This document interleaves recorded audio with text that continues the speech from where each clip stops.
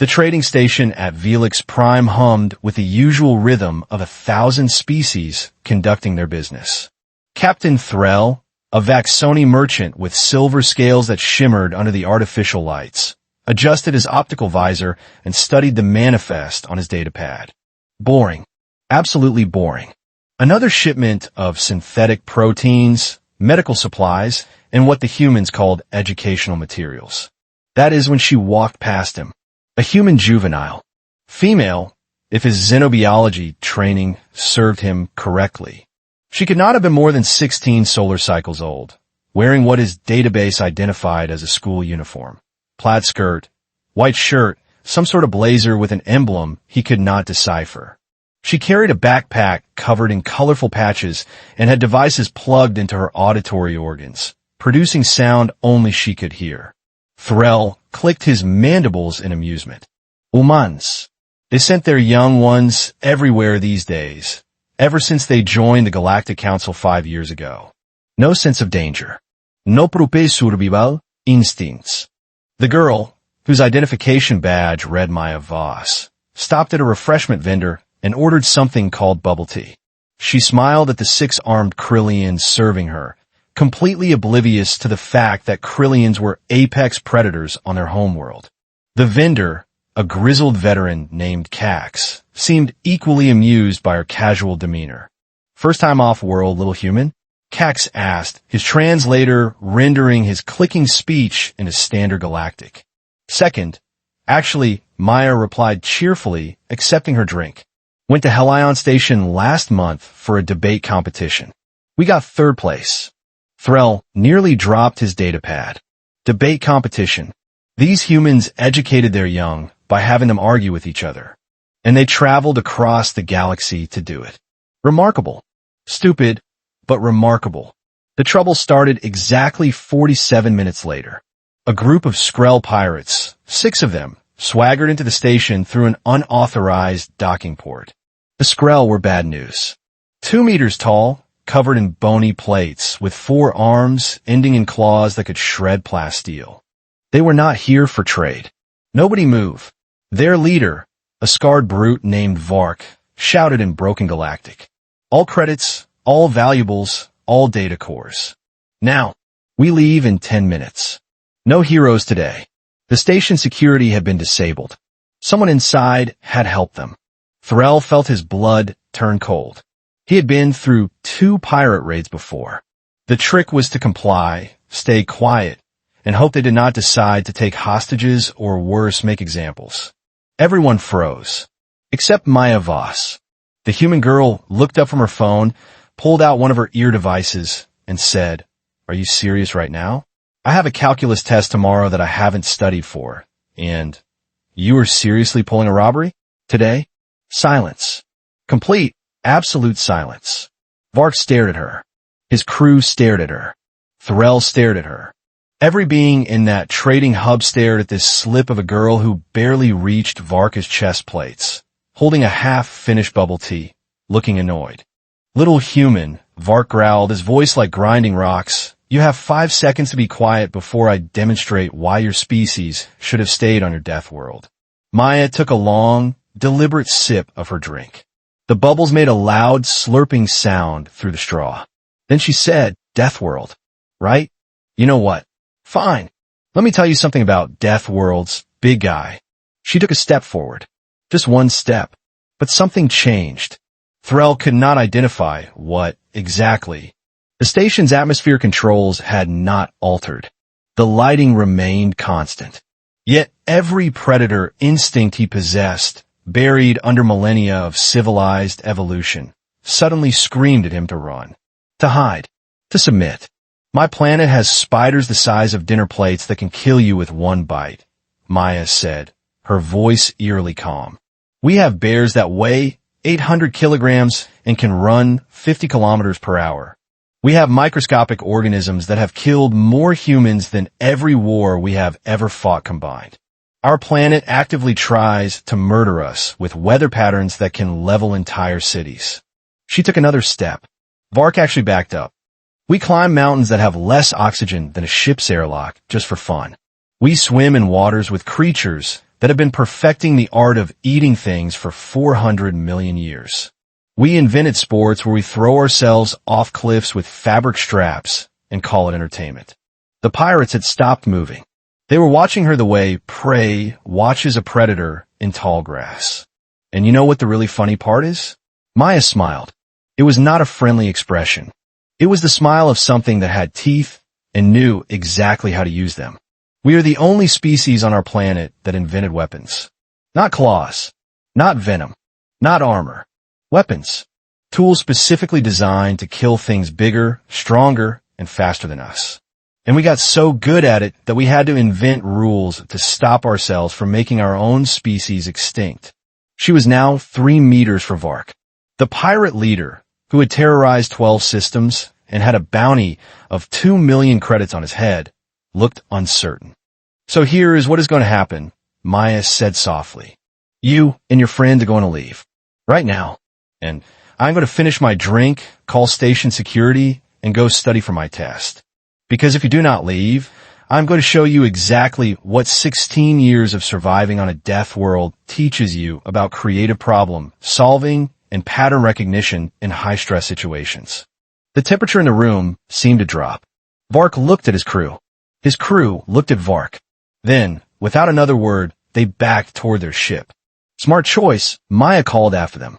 Then she turned back to the vendor. Cax, could I get another one of these? This one got warm. Threll realized he had been holding his breath. Human children, he decided, were absolutely terrifying. Station security arrived 4 minutes after the Skrell pirates fled.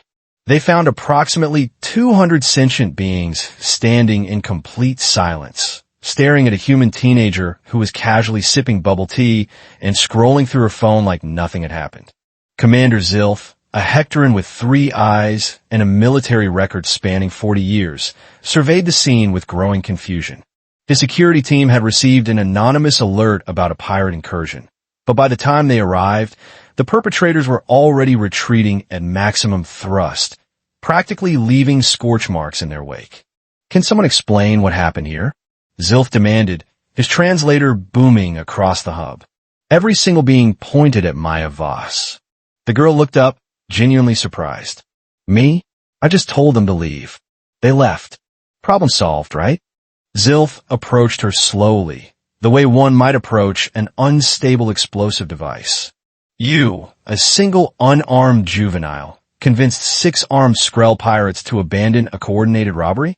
Well, when you put it like that, it sounds way more dramatic than it was, Maya said, tucking a strand of hair behind her ear. I just reminded them about Earth's ecosystem. You know, casual conversation. Captain Threll, who had finally remembered how to move his limbs, stepped forward. Commander, I witnessed the entire exchange. The human did not threaten them with weapons. She did not call for backup.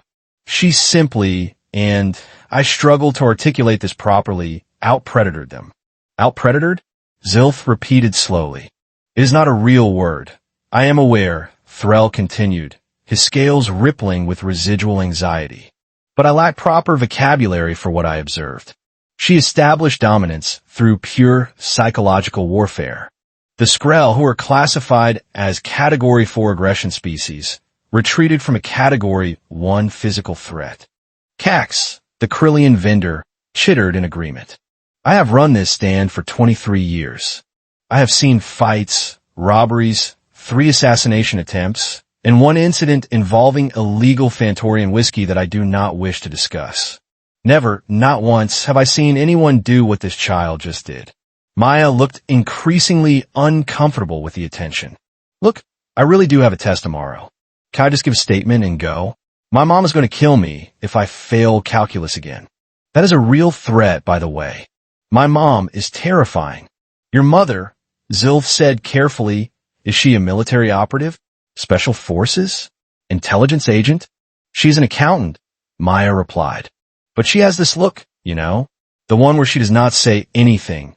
She just stares at you, and suddenly you are confessing to things you did in 3rd grade. Humans call it mom energy. It is genetically coded or something. Threll made a note on his data pad. Research human maternal behavioral patterns. Possible weaponization implications. A younger security officer, a Tellurian named Pax, raised a tentacle hesitantly. Commander, I pulled the security footage. You need to see this. They gathered around a holo display. The footage showed the entire confrontation from multiple angles. What struck Threll most was not what Maya said, but what she did not do. She never broke eye contact, never showed fear, never even elevated her heart rate, according to the biometric sensors. But there was something else. The way she positioned herself, the way she calculated distances, the way her eyes tracked every pirate, cataloging weapons, identifying weak points, processing tactical data with a speed that would make a military AI jealous. Freeze that frame, Zilf commanded. Enhance Sector 7. The image zoomed in on Maya's face. Her expression was calm, almost bored, but her eyes told a different story. They held the cold calculation of something that had looked at the food chain and decided it was more of a suggestion than a rule. She was not bluffing, Pax whispered. She actually had a plan. If they had attacked, she knew exactly what she was going to do. What plan? Zilf asked. She had no weapons, no automat, nothing. Threll studied the image more closely. Maya was standing near a support column. Behind her, a maintenance panel. To her left, a beverage dispenser with heated elements. To her right, a cargo loader with exposed hydraulics. Environmental weapons, Threll said softly. She had identified at least 17 objects within 3 meters that could be weaponized. The support column could provide cover and concealment. The maintenance panel accesses electrical systems. The beverage dispenser contains pressurized liquids at 90 degrees Celsius. The cargo loader has hydraulics capable of generating 12,000 newtons of force. She cataloged all of that in seconds, Zilf said, his voice filled with something between awe and horror. While drinking bubble tea and looking annoyed about homework, Maya's phone buzzed. She checked it and groaned. My ride is here. Am I free to go? Or do I need to fill out paperwork? Because I really, seriously need to study. Mrs. Kimura does not accept excuses, and, honestly, she is scarier than you guys. No offense. Zilf made a decision that he would later claim was the smartest of his career. You're free to go, Miss Voss. However, I am flagging your file with a special notation. What kind of notation? Maya asked suspiciously. Diplomatic immunity, Zilf replied. If you ever visit this station again, my officers will know to extend you every courtesy and, more importantly, stay out of your way. Maya laughed. It was a bright, cheerful sound that completely contradicted the cold tactical assessment Threll had just witnessed. That is probably overkill, but thanks. Oh, and Commander, you might want to check your waste reclamation systems. One of the pirates was trying to hack your environmental controls before I interrupted them. They did not finish, but they got further than they should have. She waved and headed toward the docking ring, her backpack bouncing with each step, her drink making that ridiculous slurping sound. Threll watched her go, then turned to Zilf. Commander, I have traveled to 47 systems. I have encountered species that breathe methane, species that communicate through bioluminescence, and one species that experiences time backward. But humans. Humans are the only species that can simultaneously be adorable and absolutely nightmare-inducing. Agreed, Zilf said. Make a note in the station logs. If humans start sending more of their young to our facilities, we need protocols. Lots of protocols. Pax pulled up Maya's student profile. According to her records, she maintains a 3.2 grade average, plays something called soccer, and is part of her school's robotics club. She has 2 younger siblings and once won a science fair by building a device that generates electricity from potatoes. Potatoes, Threll repeated flatly. Root vegetables native to Earth, Pax explained. She weaponized food. Somewhere in the distance, the Skrell pirate ship jumped to hyperspace, probably still running. Maya Voss boarded a civilian transport, put her ear devices back in, and opened her calculus textbook. And Captain Threll, merchant of Velix Prime, added a new entry to his personal log. Never, under any circumstances, underestimate a human. Especially the young ones. Especially the ones who smile. Because predators that have forgotten their predators are infinitely more dangerous than ones that remember. The station returned to normal operations. But everyone who had been present that day carried the same thought. Humanity had not conquered Earth. Earth had forged humanity into something that made the rest of the galaxy very, very nervous. And they were just getting started. So what did you think? Did this story surprise you? Let me know your thoughts in the comments below. If you enjoyed this sci-fi story, please hit the like button. It really helps the channel grow. And don't forget to subscribe for more mind-blowing science fiction stories every week. Turn on the notification bell so you never miss an upload. Thanks for watching, and I'll see you in the next story.